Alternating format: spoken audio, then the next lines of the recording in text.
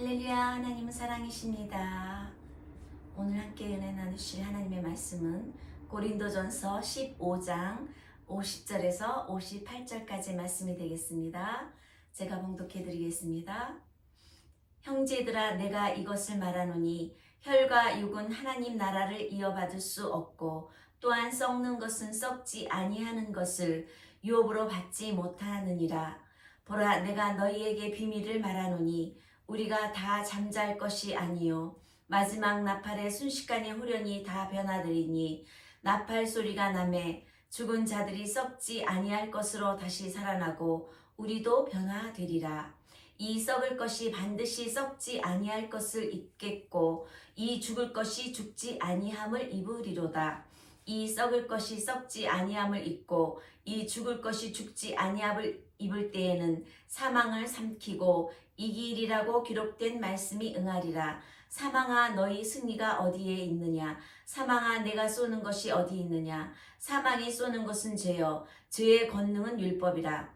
우리 주 예수 그리스도로 말미암아 우리에게 승리를 주시는 하나님께 감사하노니 그러므로 내 사랑하는 형제들아, 견실하며 흔들리지 말며 항상 주의 일에 더욱 힘쓰는 자들이 되라. 이는 너희 수고가 주 안에서 헛되지 않은 줄을 알미라. 자, 오늘 이 말씀을 가지고 부활신앙이라는 제목으로 함께 은혜 나누기를 원합니다. 우리 기독교가 다른 종교와 다른 점이 있습니다. 바로 그것이 부활신앙이 있다라는 것이죠. 예수님이 다시 오시는 그날까지 우리는 부활하신 예수님을 계속 증거해야 됩니다. 오늘 말씀은 사도 바울이 고린도 교회를 향해서 이러한 신앙을 가지고 언제나 주의 일을 힘쓰는 자들이 되라 라는 권면의 말씀이죠. 또한 천국 환송 예배 때 많이 쓰이는 말씀이기도 합니다. 이 고린도 교회는 굉장히 모든 문제가 많았어요. 문제의 집합체라고 할 만큼 문제 덩어리의 교회였습니다. 당파로 인한 교회의 분열 문제, 우상의 재물 문제, 음행 문제, 부활 신앙의 문제, 결혼 문제와 이혼, 성령의 은사와 헌금 문제 등등, 또한 여러 가지 그 위에도 많은 문제들이 있었습니다. 이러한 문제는 부활 신앙을 갖지 않고 주의 일에 힘쓰지 않기 때문입니다. 오늘날도 이러한 신앙을 가지지 아니하고 또한 그러한 일들로 말미암아서 교회가 왜 그래? 교역자가 왜 그래? 성도가 왜 그래? 라는 말이 생기기도 합니다. 부활 신앙을 가진 자들은 어떠한 핍박에도 어떠한 유혹에도 흔들리지 아니하고 마지막 날까지도 흔들리지 아니합니다. 우리가 인생의 마지막이 되면 이 땅에서 그렇게 잡으려고 모든 그런 했던 것들이 다 놓고 가야 한다는 것이죠. 그러므로 그런 것들에 너무 집착하거나 거기에 너무 사로잡혀 살지 말라고 말씀합니다. 우리가 오늘 말씀해 보면 죽음에 대해서도 나와 있는데 죽음이 무엇입니까? 죽음은 진화론자들은 인간은 티끌로 돌아간다고 말하고 영혼의 문제를 말하지 못합니다. 인간의 육체가 다른 형태로 육체를 입는다라는 윤회설도 있습니다. 성경에는 죽음을 분리라고 이야기합니다. 성도의 죽음을 잠자는 것이라고도 합니다.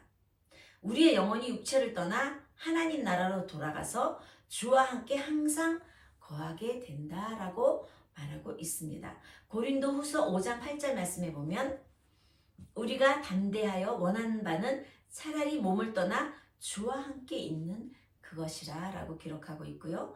또 데살로니가 전서 4장 16절에서 18절까지 말씀해 보면 주께서 호령과 천사장의 소리와 하나님의 나팔 소리로 친히 하늘로부터 강림하시리니 그리스도 안에서 죽은 자들이 먼저 일어나고 그 후에 우리 살아남은 자들도 그들과 함께 구름 속으로 끌어올려 공중에서 주를 영접하게 하시리니 그리하여 우리가 항상 주와 함께 있으리라. 그러므로 이러한 말로 서로 위로하라. 이것이 성경에서 말하는 사망의 의미입니다. 영원히 함께하는 것이 있고 영원히 함께하지 못하는 것이 있습니다. 그러므로 영원히 함께할 것을 우리는 붙잡아야 할 것입니다. 영원히 함께해 줄 것은 영원한 가치를 가진 것을 붙잡으며 살라라는 말씀이죠. 예수님은 나사로의 죽음 앞에서 마르다에게 이렇게 말씀하셨습니다.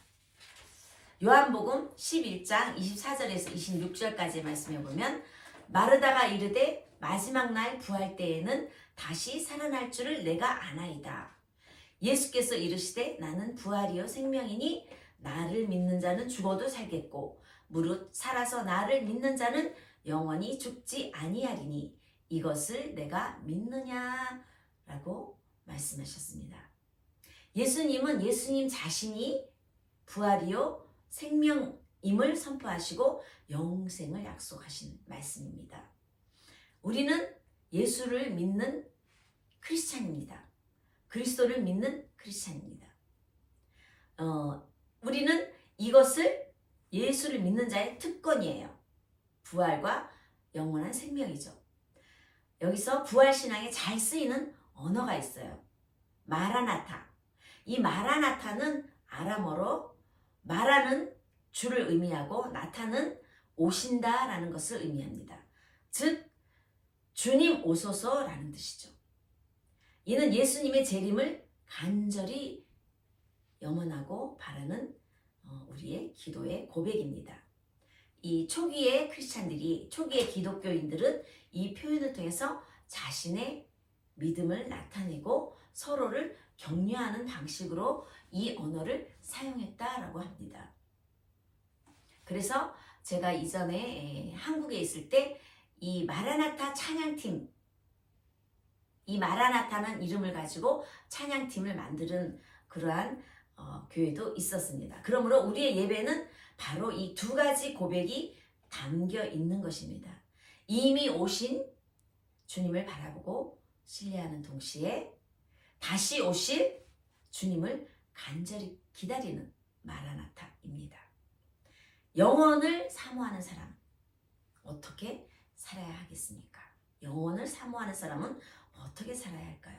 본문 15장 58절의 말씀에 보면 그러므로 내 사랑하는 형제들아 견실하며 흔들리지 말고 항상 주의 일에 더욱 힘쓰는 자들이 되라.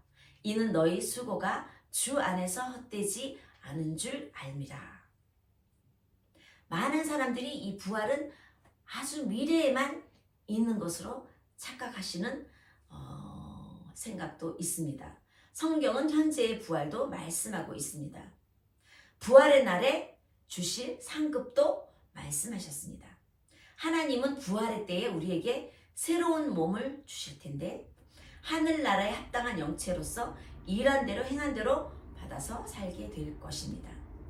지옥에 갈 사람들은 지옥에 합당한 형체가 주어집니다.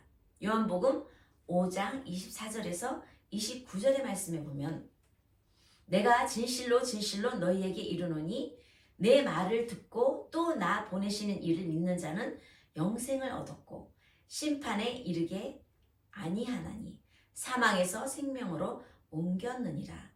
진실로 진실로 너희에게 이르노니 죽은 자들이 하나님의 아들의 음성을 들을 때가 오나니 곧 이때라. 듣는 자는 살아나리라.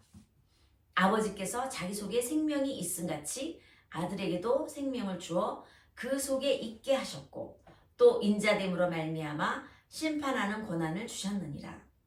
이를 놀랍게 여기지 말라. 무덤 속에 있는 자가 다 그의 음성을 들을 때가 오나니 선한 일을 행한 자는 생명의 부활로 악한 일을 행한 자는 심판의 부활로 나오리라. 예수님을 이렇게 예수님의 말씀을 듣고 믿는 자는 심판에 이르지 않고 사망에서 생명으로 옮겨져 현재에도 영생을 누리며 마지막 날에 선한 자는 생명의 부활로 악한 자는 심판의 부활로 나온다는 말씀입니다. 우리의 신앙생활은 썩지 아니할 것을 허락하시는 하나님 은혜에 감격하면서 또한 새 생명을 허락해 주신 은혜에 감사하며 그분이 기뻐하는 삶을 사는 것이죠. 그분이 기뻐하는 교회가 되고 그분이 기뻐하는 가정이 되고 그분이 기뻐하는 나의 개인 그러한 삶이 되어야 되는 것이죠. 우리는 언제나 주님께서 이 땅에 다시 오실지를 알지 못합니다. 그러므로 오늘 내게 주어진 시간 가운데 이 시간을 아껴서 세월을 아껴서 감당해야 할 일을 최선을 다해서 감당해야 합니다. 그것이 올바른 크리스천의 마음가짐이죠. 예수님께서 돌아가시기 전에 마리아의 집에 가셨을 때의 일을 말씀드립니다. 요한복음 12장 3절에서 8절까지 말씀해 보면 마리아는 지극히 비싼 향유 곧 순전한 나드 한 근을 가져다가 예수의 발에 붓고 자기 머리털로 그의 발을 씻으니 향유 냄새가 집에 가득하더라. 제자 중 하나로서 예수를 잡아줄 가룟 유다가 말하되 이 향유를 어찌하여 300데나리온에 팔아 가난한 자들에게 주지 아니하였느냐 하니 이렇게 말하면 가난한 자들을 생각함이 아니요 그는 도둑이라 동괴를 맞고 거기 넣는 것을 훔쳐가미러라. 예수께서 이르시되 그를 가만두어 나의 장례할 날을 위하여 그것을 간직하게 하라. 가난한 자들은 항상 너희와 함께 있거니와 나는 항상 있지 아니하리라 하시니라. 이 말씀은 나사로의 누이 마리아가 베다니에서 예수님의 발에 300데나리온의 가치가 이것은 노동자가 1년치에 해당하는 그러한 금액입니다. 300데나리온 가치의 순전한 나드 향유를 부어가지고 머리털로 그의 발을 닦은 그러한 사건입니다. 이것은 가장 귀한 것을 주님께 드리는 최고의 그러한 경배를 상징하기도 합니다. 이는 바로 예수님이 그러한 장례를 미리 준비한 그러한 값진 헌신으로 그 향유 냄새가 온 집에 가득한 것처럼 그녀의 사랑과 믿음의 향기가 가득했습니다. 오늘날 어떤 분들이 말씀하시더라고요. 이 나드 향유가 알로마 향이 아닌가 혹시 이렇게 표현하는 분들이 가끔 있습니다.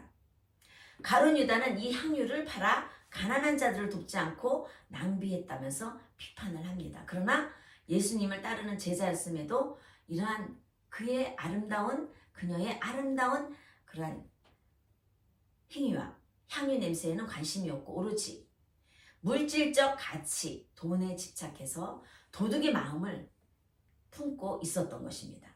가룟 유다와 다른 제자들이 보기에는 또 이것이 낭비라고 생각했습니다. 그러나 예수님은 이 마리아의 행위가 자신의 장래, 죽음을 미리 준비하는 의미 있는 행동임을 강조하시면서 이 마리아를 두둔하고 칭찬하셨습니다.